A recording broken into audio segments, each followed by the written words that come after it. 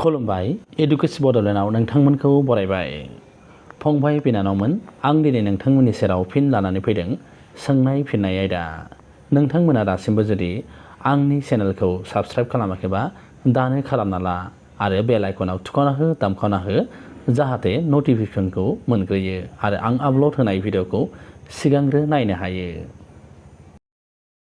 सोंनाय फिननाय आयदानि गिबि सोंथि। 14 नभेम्बर सानखौ बर'फोरा मा सान महरै फालियो? फिननाया जादों बर' थुनलाइ आफादनि जोनोम सान महरै फालियो। बोसोरफ्रोमबो बर' थुनलाइ आफादनि जोनोम सान महरै 14 नभेम्बर खालारखौ फालिनाय जायो।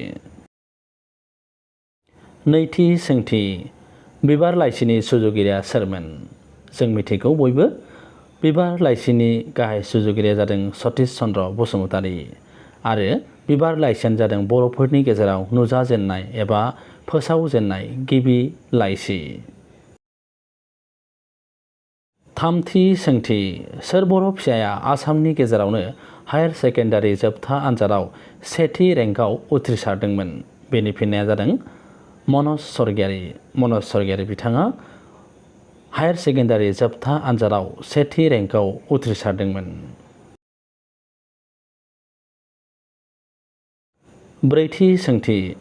सोर बर' सुबुङा गिबिसिन आसामनि मन्थ्रि जादोंमोन एबा आसामनि केबिनेट मन्थ्रि जानो हादोंमोन? बिथाङानो जादों रुपनाथ ब्रह्म। रुपनाथ ब्रह्मआनो आसामनि मन्थ्रि जाग्रोनो हादोंमोन एबा जादोंमोन। बाथि सोंथि। 2021 मायथाइनि बिटिआर हालामाव फोसावजेननाय हादोरारि पार्कआ मा? फिननाया जादों रायमना हादोरारि पार्क।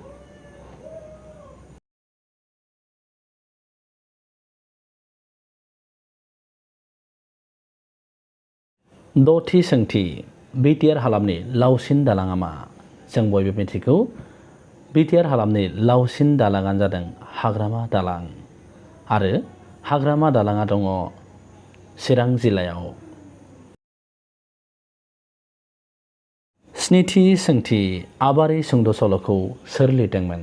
आबारि सुंद' सल'खौ ईसान मोसाहारिया लिरदोंमोन आरो बे सुंद' सल'आनो बर' थुनलाइनि गिबि सुंद' सल'।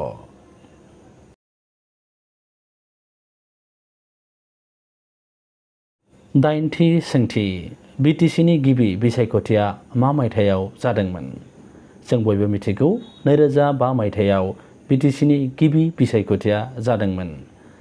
2003 मायथाइयाव बिटिसि गोरोबथा जानायनि उनाव 2005 मायथाइयाव बिटिसिनि गिबि बिसायख'थिखौ लादोंमोन। 2020 मायथाइनि लाइमोन साहित्य एकाडेमि बान्थाखौ बर' थुनलाइयाव सोर मोनदोंमोन? निउटन के बसुमतारीया 2020 मायथाइनि लाइमोन साहित्य एकाडेमि बान्थाखौ बर' थुनलाइयाव मोननो हादोंमोन। बिथांनि गुबै मुङा जादों निउटन कुवर। जिथि सोंथि। अर्जुना मा सलन्थाइमानि आखु? जों मिथिगौ महाभारत सलन्थाइमानि अर्जुना मोनसे आखु। जों बयबो मिथिगौ अर्जुना जोबोर गोख्रों नोजोरजों बोरला गावनो हायोमोन। जिसेथि सोंथि। सीता आखुखौ मा सलन्थाइमायाव मोनो? जों बयबो मिथिगौ रामायण सलन्थाइमायाव सीतानि आखुखौ मोननो थाङो। सीताया जादों रामायण सलन्थाइमानि आइजो गाहाय आखु। जिनैथि सोंथि। टाटा ग्रुपनि गायसनगिरिया सोरमोन? टाटा ग्रुपनि गायसनगिरिया जादोंमोन जामशेदजि टाटा। टाटा ग्रुपआ जादों भारतनिनो मोनसे कम्पानि। जिथामथि सोंथि। रिलायेन्स इन्डास्ट्रिज लिमिटेडनि गायसनगिरिया सोरमोन? रिलायेन्स इन्डास्ट्रिज लिमिटेडनि गायसनगिरिया जादों धीरुभाई आम्बानीमोन।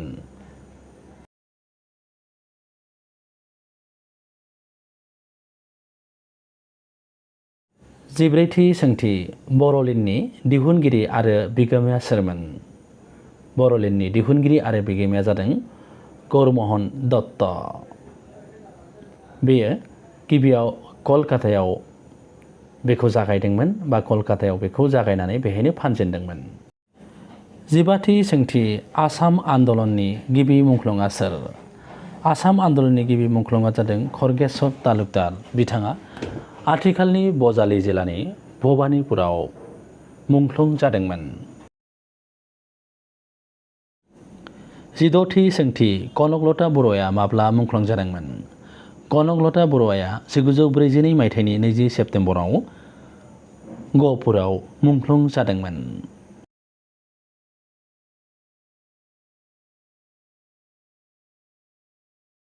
17थि सोंथि ब्रिटिश राजनि जोबथा भाइसरयआ सोरमोन? ब्रिटिश राजनि जोबथा भाइसरयआ जादों लर्ड माउन्टबेटेन।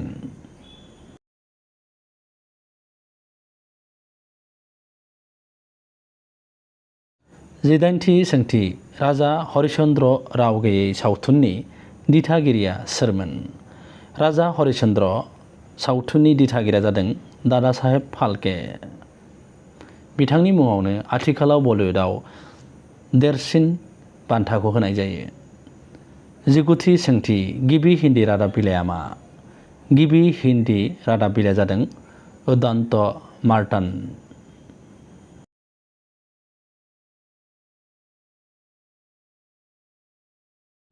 20थि सोंथि गिबि बर' सानसेयारि रादाब बिलाइया मा? गिबि बर' सानसेयारि रादाब बिलाइया जादों सानसेयारि बड'लेण्ड इंखं। बड'लेण्ड इंखंनि सुजुगिरिया जादों राजेन बसुमतारी। फंबाय बिनानावमोन, सोंनाय फिननाय आयदाखौ दिनै बेखिनियावनो दोनथ'बाय। फिन उननि समाव सोंनाय फिननाय आयदाखौ नोंथांमोननि सेराव लानानै फैफिनगोन। गोजोन्थों।